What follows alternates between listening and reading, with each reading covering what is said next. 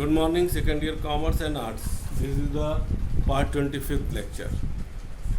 Today we will discuss the cost. इसके पहले हम लोगों ने प्रोडक्शन एक 3 लेक्चर में देखा और आप लोगों ने काफ़ी बच्चों ने जो है क्वेश्चन भी पूछा, जो डॉट क्लियरिंग सेशन हुआ और जो भी था हमने उसको क्लियर किया।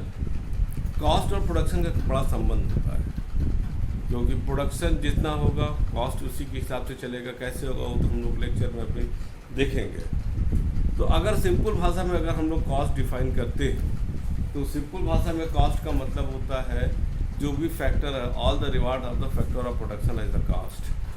The cost, the factor cost, the cost of production attract the factors to provide their services to the entrepreneur, to the enterprising, so that enterprise may convert their services into the fruitful, into the production, that is the output. ठीक है, that is the cost of production. Cost of production is a given, अगर कहा जाएगा given output to the total output of money spent in making it. Earlier in a lecture हमने जो है opportunity cost को बताया था। अपॉर्चुनिटी कॉस्ट क्या होता है, बड़ा डिटेल था, आप उसको देखिएगा। अपॉर्चुनिटी कॉस्ट क्या होता है कि जब एक प्रोडक्शन के लिए हम जो दूसरे को हम फार्गो करते हैं, सपोज कर लीजिए कि एक ज़मीन पर हमको एक 15,000 हम अगर गेहूँ पैदा करते हैं तो 15,000 रुपया हमको फ़ायदा होता है, और अगर चावल पैदा करते हैं तो हमको 20,000 रुपया का फ़ायदा होता है। तो आप क्या करोगे, निश्चित रूप से आप जो है उसको चावल को पैदा करना चाहोगे। That is the opportunity cost कि we are opportunity lost. I am lost. The agriculture is losing the opportunity of producing the wheat because he is preferring to produce the rice. That is the opportunity cost. Because opportunity gain कहीं ना कहीं अगर होता है तो वो opportunity cost में आता है। बड़ा डिटेल हम यहाँ पर इसको अपॉर्चुनिटी कॉस्ट को नहीं बताने जा रहे क्योंकि एक चैप्टर में हमने इसको काफ़ी डिटेल बताया। अपॉर्चुनिटी कॉस्ट जब हम बात करते हैं तो वहाँ एक टर्म यूज होता है इकोनॉमिक कॉस्ट, और इकोनॉमिक कॉस्ट को अगर हम भाग बांटेंगे 2 भागों में, that is the economic cost is equal to explicit cost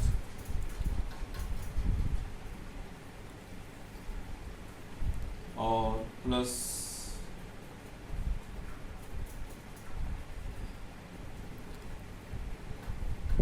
implicit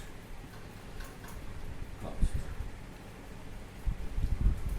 explicit cost, implicit cost ये 2 होता है। अकाउंटेंसी में तो हम लोग सिर्फ एक्सप्लिसिट कॉस्ट का ही अध्ययन करते हैं, लेकिन इसीलिए कहा जाता है ना कि economics cover the wider term, क्योंकि सिर्फ हम लोग अकाउंटेंसी में एक्सप्लिसिट कॉस्ट की ही गणना करते हैं। एक्सप्लिसिट कॉस्ट का मतलब जो हम सेवाएं या सामान को ले रहे हैं उसके बदले में हम क्या पैसा दे रहे हैं, जो मनी टर्म में होता है वो एक्सप्लिसिट कॉस्ट होता है। लेकिन अगर हम इम्प्लिसिट कॉस्ट की बात करेंगे तो इम्प्लिसिट कॉस्ट कहीं ना कहीं एक वाइडर टर्म में आ जाएगा।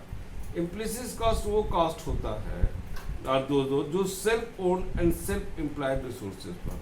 सपोज कर लीजिए, एक एग्जांपल से हम इसको बेहतर समझा सकते हैं कि मान लीजिए कि हम एक दुकान है, दुकान पर जो है एक मालिक के 2 लड़के बैठते हैं, ठीक है, या खुद की उसकी अपनी दुकान है। अब वो दुकान, उस पर कोई कॉस्ट नहीं दे, उसको कोई किराया नहीं देना है, लेकिन अगर हम तुलना करें, अगर हम कोई डिसीजन लेते तो हमको देखना पड़ेगा कि अगर हम कहीं दूसरे जगह दुकान लेंगे तो हमको कितना देना पड़ेगा। कितना देना पड़ेगा इज द इम्प्लिसिट कॉस्ट, क्योंकि आप मनी टर्म में दे नहीं रहे हो, लेकिन उसके बदले में अगर आप किसी की सेवा ले रहे हो तो जो आपको ये बच रहा है ना उसको, लेकिन आप कोई जब निर्णय लेने जाते हो उस निर्णय में for the decision making it is very essential not only to consider the explicit cost but the implicit cost too. अगर इसको डिफाइन किया द इम्प्लिसिट कॉस्ट और the cost of self own, अभी मैंने बोला, thus in the economic sense there are certain cost which are implicit in nature, such as where there is an imputed value of goods services used by firm. but no direct payment is made for such use.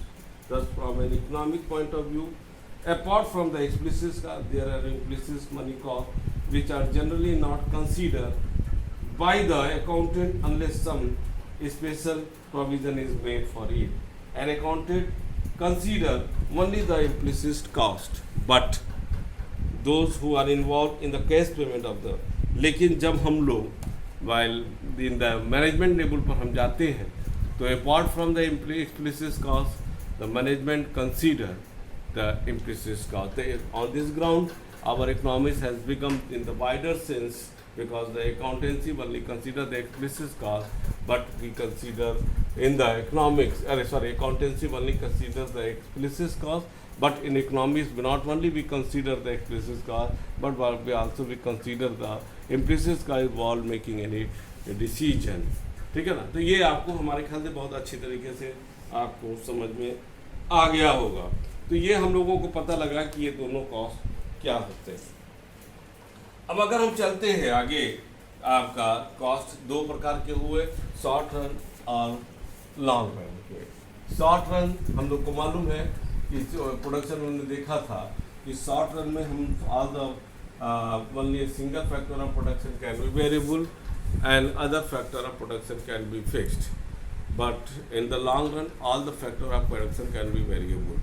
उसी on the same ground हम लोग यहाँ पर चलते हैं cost को लेकर के कि कॉस्ट कितने प्रकार के आपके होते हैं. एक हम थोड़ा सा इसको बना देते हैं और उसी से हम आपको समझाएंगे कॉस्ट ऑफ प्रोडक्शन.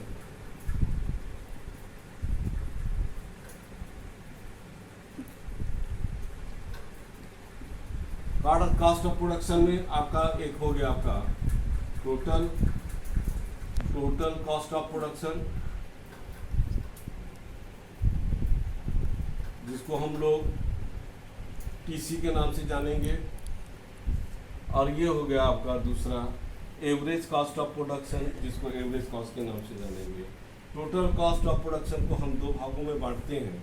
पहला हो जाता है टोटल फिक्स्ड कॉस्ट TFC और दूसरा हो जाता है टोटल वेरिएबल कॉस्ट.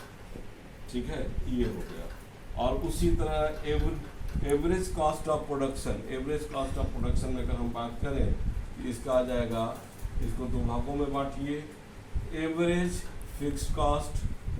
ठीक है, ये टोटल फिक्स्ड कॉस्ट, ये एवरेज फिक्स्ड कॉस्ट, और दूसरा हो गया ABC एवरेज वेरिएबल कॉस्ट. ये आपको हो गया. अब हम लोग यहाँ से टोटल शुरू करते हैं.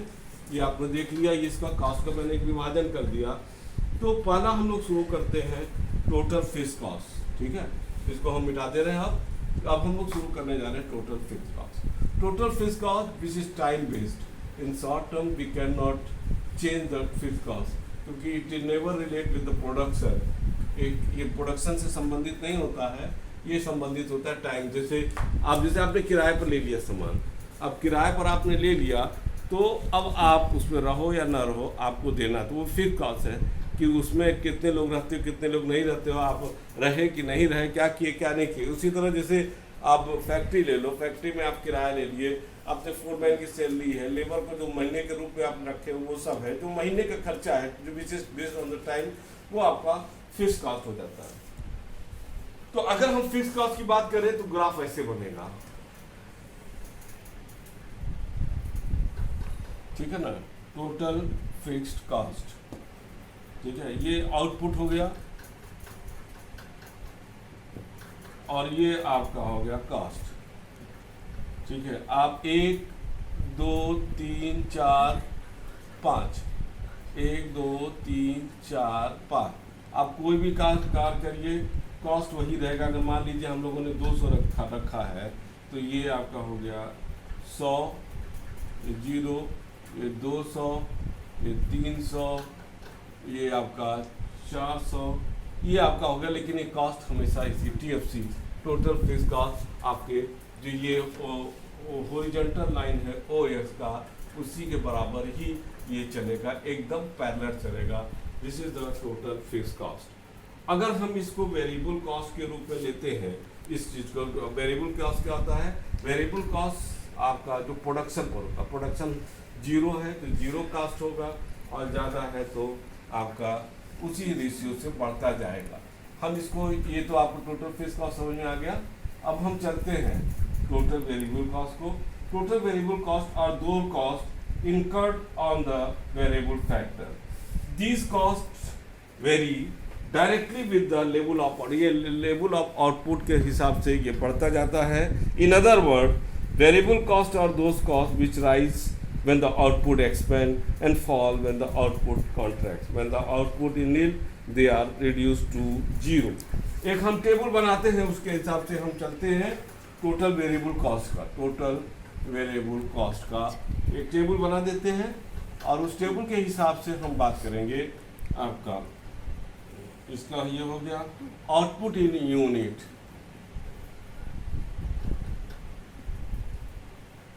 और ये हो गया total variable cost in rupees. जब 0 था तो प्रोडक्शन 0, 1 था तो 40, 2 था तो 60, 3 था तो 80, 4 था तो आपका 120, 5 था तो 180। एक हमने ये बना लिया, ठीक है, ये हो गया आपका। अगर इसको बेटा हम ग्राफिकल प्रेजेंटेशन में ले लें, थोड़ा महत्वपूर्ण चीज हो जाएगा। ये आपका अभी देखा आपका 0, ये आउटपुट हो गया, और ये हो गया आपका कॉस्ट। 1 2 3 4 5, 1 2 3 4, ये 5, और इसको कॉस्ट में ले लें 40, 60, 80, 120, 160 तो है नहीं लेकिन लिख लेते हैं, और 180। अब अगर हम लोग बनाएं, 1 पर कितना था, 0 पर 0, 1 पर 40, 1 पर 40, 2 पर 60, 2 पर 60, 3 पर 80, 4 पर 120, 160 है नहीं, 5वें पर 180। ये आपका बना। और अगर हम लोग इसको बनाएंगे बेटा तो ये ऐसे बनता है आपका,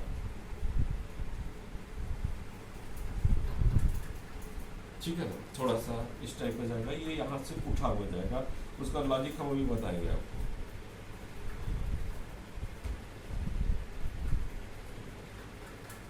ये ऐसे चला जाएगा।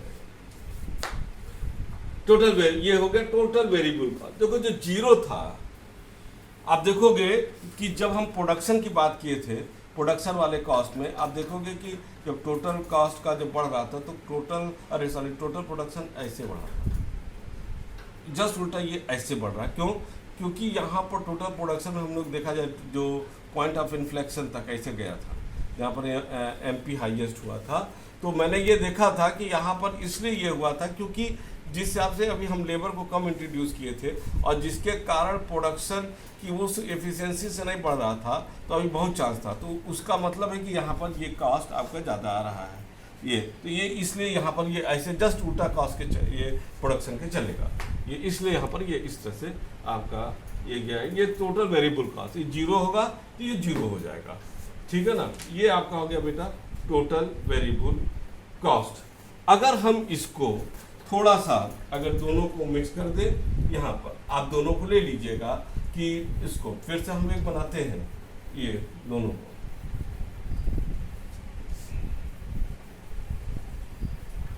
अब देखो हम टोटल फिक्स कॉस्ट और वेरिएबल कॉस्ट को एक साथ पहले हम टेबल बना देते हैं, और टेबल में आता है आपका आउटपुट 0 1 2 3 4 5, 0 1 2 3 4 5, ये हो गया टोटल फिक्स कॉस्ट। अभी हम लोगों ने देखा 200 हर स्तर पर है, 200 200 200 200 और 200। Variable cost, total variable cost आपका हो गया जो था वही का 0 40, 60, 80, 120 और 180। अब इसको अगर हम क्या कहते हैं, ये टोटल कॉस्ट लिख देते, टोटल फिक्स कॉस्ट है, टोटल फिक्स कॉस्ट, और ये टोटल कॉस्ट हो जाएगा। तो ये 200 का 200 रहेगा, ये 240 हो गया, ठीक है, और ये 260 हो गया, ये 280 हो गया, और ये 320 हो गया, और ये 380 हो गया। अगर हम इसको बेटा इसको अगर हम ग्राफ के रूप में लेते हैं तो ग्राफ आपका ऐसे बनेगा। देखो फिक्स कॉस्ट हमेशा, ये कॉस्ट है, ये आउटपुट है, ये अपना देख लीजिए, हम बार बार नहीं बनाएंगे। ये आपका यहाँ पर हो गया, ये टोटल फिक्स कॉस्ट हो गया। वेरिएबल कॉस्ट आपका यहाँ से शुरू होगा, ठीक है ना। देखो ये टोटल वेरिएबल कॉस्ट, ये यहाँ ऐसे गया वेरिएबल कॉस्ट, ये टोटल वेरिएबल कॉस्ट है। अब अगर हम लोग टोटल फिक्स कॉस्ट बनाए तो जान लो कि टोटल वेरिएबल कॉस्ट का वो सिमिलर पैटर्न पर चलेगा एकदम। हमारे बनाने में हो सकता है 19-20 हो जाए, लेकिन आप लोग ध्यान रखना एकदम उसी चलेगा। फिर जैसे लग रहा है कि हम फोटोकॉपी बना रहे हैं। ये टोटल फिक्स कॉस्ट, कारण क्या है कि आप देख रहे हो टोटल फिक्स कॉस्ट, ये टोटल कॉस्ट है, ये टोटल कॉस्ट ये। तो कारण क्या है कि ये इसी तरह चलेगा, एकदम उसी तरह चलेगा उठा करके, एकदम सिमिलर जैसे वेरिएबल कॉस्ट जा रहा है। उसके पीछे रीजन ये है कि आप देख लो टोटल फिक्स कॉस्ट सिमिलर है, यानी कि टोटल कॉस्ट में जो चेंजेस आ रहा है वैल्यू का, वो only due to the variable cost. जो वेरिएबल कॉस्ट में जितना चेंजेस है उतना टोटल कॉस्ट में चेंजेस है। इसीलिए ये ग्राफ जो है एकदम इसी तरह, थोड़ा बनाने में 19-20 हो सकता है, तो उसको किताब में समझ लीजिएगा आप। ये उसी तरह यहाँ से आपका चलेगा, ठीक है ना। ये टोटल उसको वहां पर, ठीक है। तो इसका क्या है, तो यहाँ पर जब हम लोग आ रहे हैं, बट ये क्या करते हैं इन्हीं से, तो अब हम लोग ये आपको हमारे ख्याल से समझ में आ गया होगा, क्योंकि जैसे वहां पर हम लोगों ने देखा कि पहला स्टेज प्रोडक्शन का था इंक्रीजिंग रिटर्न, दूसरा आपका हो गया आपका क्या कहते हैं कांस्टेंट, और तीसरा हो गया था आपको डिक्रीजिंग। तो ये आपका उसी तरह ये चलता है, इसीलिए यहाँ पर था, क्योंकि कॉस्ट की वजह से ही जो वहाँ पर प्रोडक्शन में जो चेंजेस आता है वो कॉस्ट की वजह से होता है कि पहले जो है हम पूरी लेबर को पूरी इफिशिएंटली यूज नहीं कर पा रहे हैं, और जिसके वजह से जो है आपका वो कॉस्ट जो है वो धीरे धीरे बढ़ता है। लेकिन बाद में धीरे धीरे जब जो हम पूरी इफिशिएंटली से यूज़ करते हैं तो कॉस्ट धीरे धीरे गिरने लगता है। अभी हम जब आगे नेक्स्ट लेक्चर में हम लोग आएंगे तो हम इसको एवरेज से बताएंगे कि कैसे एवरेज और मार्जिनल कॉस्ट से बताएंगे कि किस तरीके से इसका फर्क पड़ता है। तो जो इंक्रीजिंग रिटर्न होता है जिसमें कॉस्ट हमारा प्रोडक्शन बढ़ रहा है बढ़ते हुए दर से, और बाद में कांस्टेंट में बढ़ रहा है लेकिन आपको घटते हुए दर से, तो वहाँ पर क्या होता है बढ़ते हुए दर से हम इफिशिएंटली उसको यूज कर ले जाते हैं, लेकिन जब घटते हुए तो यहाँ पर कॉस्ट का एक बहुत बड़ा फर्क पड़ता है कि कॉस्ट को हम लोग किस तरीके से उसको करते हैं। In the intermediate stage when the law of constant return और the law of constant cost set in the next 1 unit of output produce the same cost is 20। तो वहाँ पर हम लोग इसीलिए हमने कहा था कि वहाँ पर इन चीज़ों को रोक देना चाहिए, ठीक है। अगले क्लास में हम आपको जो बताएंगे इसमें थोड़ा सा और हम लेके चलेंगे, हम आपको बताएंगे फिक्स कॉस्ट और वेरिएबल कॉस्ट में डिफरेंस कितना है क्या है, और साथ ही साथ इसका एवरेज फिक्स कॉस्ट और मार्जिनल कॉस्ट के भी बारे में हम लोग जानकारी करेंगे, और साथ ही ये बताएंगे कि शॉर्ट रन में एसी कर्व यू शेप क्यों बनता है, ठीक है। ये अगले क्लास में रहेगा, और तब तक के लिए हम आज ओवर करते हैं। हमारे समझ में आ गया होगा बेटा कॉस्ट क्या होता है, तो एक बार हम फिर से रिवाइज करा दें। Cost is the total aggregate of the reward of the all the factor of production. Cost attract the factor of production to provide their services to the entrepreneur, ठीक है ना। और कॉस्ट से ही हम कॉस्ट एंड प्रोडक्शन से जब हम relation establish करते हैं तभी हम ये डिसाइड करते हैं कि हमको किस स्टेज तक हमको प्रोडक्शन करना है और कहाँ पर हमको रोक देना है, ताकि जब अगर उस स्थान पर स्टेज 2 में आप देखोगे, स्टेज 2 में हम आगे क्लास में बताएंगे, स्टेज 2 में आपका मिनिमम कॉस्ट आता है और जहाँ पर हम मैक्सिमम गेन कर सकते हैं। ये दोनों cost and production very close relation में रहते हैं, और उसी के आधार पर ही हम लोग इसको करते हैं। तो अब हम आज का क्लास ओवर करते हैं, और नेक्स्ट क्लास के लिए तब तक के पढ़ते रहिएगा, और जो भी डाउट होगा जब डाउट क्लियरिंग सेशन हम लोग मिलेंगे तो आप क्लियर कर लीजिएगा। तब तक के लिए good day and goodbye, thank you.